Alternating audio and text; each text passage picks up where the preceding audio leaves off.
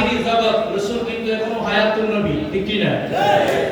বিন্দু মাত্র 1% কে হাজার কোটি ভাগ করে এক ভাগ সন্দেহ যদি কারো থাকে, আমার নবী এখনো জিন্দা নয়, সে কোনদিন মুসলমান থাকতে পারে না, ঠিক না ঠিক? আল্লাহ বলেন, হাবিব আপনি রওজা মুবারকে শোয়ার পরে আপনার কোন উম্মত পৃথিবীর যে কোনো প্রান্ত থেকে তারা নিজের নফসের উপরে জুলুম করে, গুনাহ করে, নফসের উপরে জুলুম অর্থ হচ্ছে গুনাহ করা, কি করা? রব্বানা যালামনা আনফুসানা, আয় রব আমরা আমাদের নফসের উপরে জুলুম করেছি, তার মানে আমরা গুনাহ করে, নফস গুনাহ চায় না, নফস চায় নেক আমল করা, কি করা? যখন আপনি গুনাহ করেন এটা নফসের উপরে কি হয়? জুলুম হয়। আমার আল্লাহ বলেন, আপনার কোন উম্মত যদি পৃথিবীর কোন প্রান্ত থেকে নিজের উপরে জুলুম করে, গুনাহ করে, গুনার বোঝা নিয়ে আপনার রওজা মুবারকে হাজিরা দেয়, দেওয়ার পরে আপনার নবীকে ডাক দিয়ে লাব্বাইক ইয়া রাসূলুল্লাহ, লাব্বাইক ইয়া নূরুল্লাহ, লাব্বাইক ইয়া হাবিবাল্লাহ, আপনার কবরে হাজিরা দিয়ে আপনাকে উসিলা করে আল্লাহর দরবারে হাত তুলে নিজের গুনাহ ক্ষমা চায়, আপনি যদি তার এই দোয়া, তার এই হাজিরা কবুল করে আল্লাহ পাকের দরবারে একটি বার সুপারিশ করেন, অবশ্যই সে আমি আল্লাহকে গুনাহ ক্ষমাকারী, তওবাকারী হিসেবে পাবে। জোরে বলুন সুবহানাল্লাহ। এটা কথা না, নবী রওজা গেলে গুনাহ মাফ হয়। গুনাহ কি হয়? জোরে বলুন, গুনাহ কি হয়? রাসূল বলেন, মান জারানি বাদা মাউতি কামান জারানি ফি হায়াতি, যে ব্যক্তি আমার ওফাতের পরে আমার জিয়ারত করেছে, সে আমার ওফাতের পরে জিয়ারত করে নাই, সে আমার হায়াতে জিন্দেগিতে আমার সাথে সাক্ষাৎ করেছে। সুবহানাল্লাহ।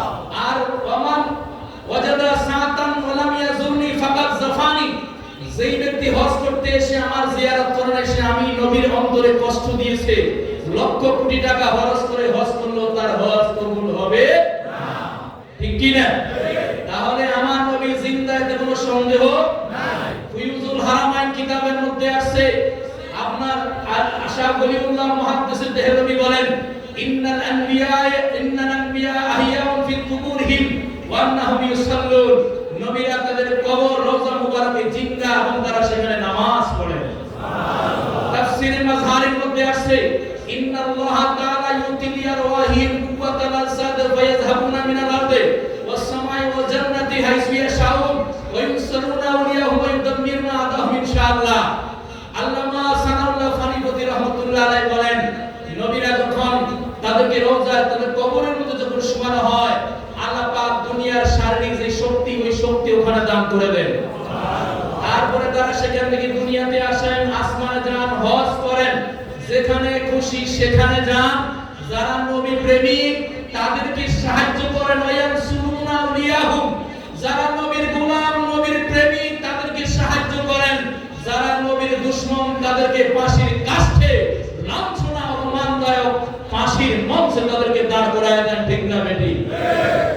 বন্ধুরা আমার, আমার নবী হায়াতুন নবী, জুরকানি আলাল মাওয়াহিব কিতাবের মধ্যে আছে, শুধু নবী নয়, বলছে ইন্নাল আম্বিয়া ওয়াস শুহাদা ওয়াল উলামা আহিয়াউন ফি, ইন্নাল আম্বিয়া ওয়াস শুহাদা আহিয়াউন ফি কুবুরিহিম ওয়া ইন্নাল আম্বিয়া ওয়াস শুহাদা ওয়াল উলামা লা ইয়াকুন ইউযাকুন ওয়া ইউশাবুন ওয়া ইউসাল্লুন ওয়া ইউহাজ্জুন। সুবহানাল্লাহ বলেন না? সুবহানাল্লাহ। বলেন নবী শহীদ তারা কবরে জিন্দা, এবং নবী শহীদ যারা আল্লাহর ওলি, নেককার আল্লাহ ওয়ালা, তাদের বডি কবরের মধ্যে ফসে না। সুবহানাল্লাহ বলেন না? লা ইয়ামুনা। বাগদাদি হুজুরের দেহ মুবারক, আব্দুস সুবহান আল-বাদি রাহমাতুল্লাহ আলাইহির দেহ মুবারক, নুরউদ্দিন বন্দিশা রাহমাতুল্লাহ দেহ মুবারক, তারপরে শাহ আব্দুল্লাহ গাজী রাহমাতুল্লাহ দেহ মুবারক, আবিদ শাহ আল-মাদানির দেহ মুবারক, শাহাদাত ইয়ামানের দেহ মুবারক, শাহাদাত রাহমাতুল্লাহ দেহ মুবারক।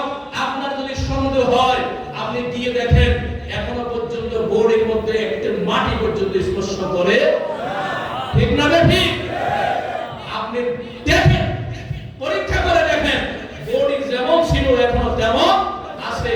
কারণ তারা যখন কবরে যায়, তখন বলা হয় নাম কানামাতিন আরুস, দুনিয়ার মধ্যে বাসর রাতে দুলা যেইভাবে ঘুমায়, হে আমার বলি, হে আমার বন্ধু, দুনিয়ার মধ্যে রিয়াজত সাধনা করেছো, নিজেকে জানি